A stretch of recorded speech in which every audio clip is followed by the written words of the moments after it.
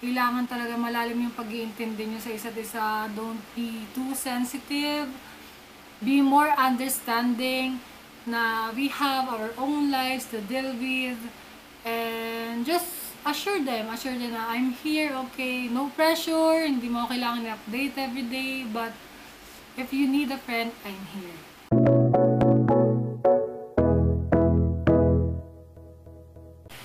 Hi everyone, it's Selena and welcome back to my channel. For today's video, we're gonna talk about low maintenance friendship. Sorry kung may narinig kayo nag-grinder, may ginagawa kasi sa kabilang bahay. So, by the way, ang topic natin for today is low maintenance friendship. Request siya ni Marian. This topic is very timely, especially for those people who are entering their adult phase era. What is low maintenance friendship?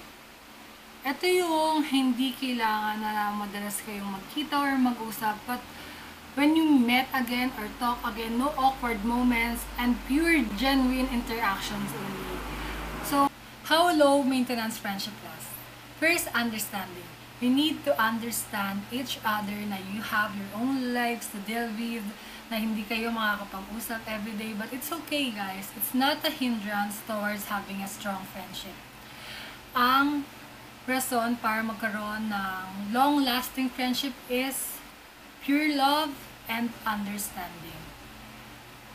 Just assure each other na you have me even though na hindi ako nakaka-reply agad, hindi tayo nakakapagkita often, hindi tayo nakakapag-usap everyday, you have me when you need me. Yun, kailangan nyo lang i-assure yung friends nyo na andito ako okay, kahit hindi tayo madalas na mag-usap, you have a friend. Second is time and distance will never be a hindrance towards a long-lasting friendship. How? By just having a connection with each other. Paano yun? Connection, what I mean with connection. Ito yung love nyo towards sa isa't isa na if you have the same vibes, parang kahit na kakakita lang natin now, parang kakamit lang natin, but pero yung connection parang click, boom. Parang, uy, gusto ko na maging kaibigan. May ganun, di ba? May ganung moment na, yun nga, time kahit na nakakita mo lang sa kanya, parang mafe-feel mo yun na parang, ay, gusto ko to kaibigan. Iba itong tao to, parang magka-vibe kami itong tao to. Tapos, pag ano naman, pag opposite naman, kunyari, matagal kayong hindi na nagkita. Ito, matagal mo itong friend. Tapos, ang tagal na nakalipas, hindi kayo nagkita because of the distance, ganyan. Once you meet again, pag nandun yung pure love, support towards each other, then boom. Strong pa rin yung friendship nyo. Hindi yan rason. Time and distance will never be a reason para maging matatag yung friendship nyo. Lagi nyo tandaan yan guys. Kaya, just, just share pure intentions toward each other's life na paramdam mo na totoo kayo sa isa't isa. Yun lang naman yun eh. Kasi pag totoo ka sa isang tao, yun yung nagiging rason para tumagal yung connection nyo sa isa't isa. Third and last is quality over quantity. It's not about the how many times you met in a year. If you don't have meaningful conversations or bond, doesn't make sense. So, kahit na isang beses lang kayo magkita sa isang araw, isang beses lang kayo magkita sa isang taon, isang beses lang kayo mag-usap sa isang taon, kung nag-enjoy kayo sa company ng isa't isa, you enjoyed the bond that you have, then that's the key. That's the key to a long-lasting friendship. Kailangan lang talaga ng pure love, pure intentions. Pag totoo ka sa isang tao, totoo yung pagmamahal mo sa isang tao, tatagal yan. Always remember, time and distance will never be a hindrance. You need to understand.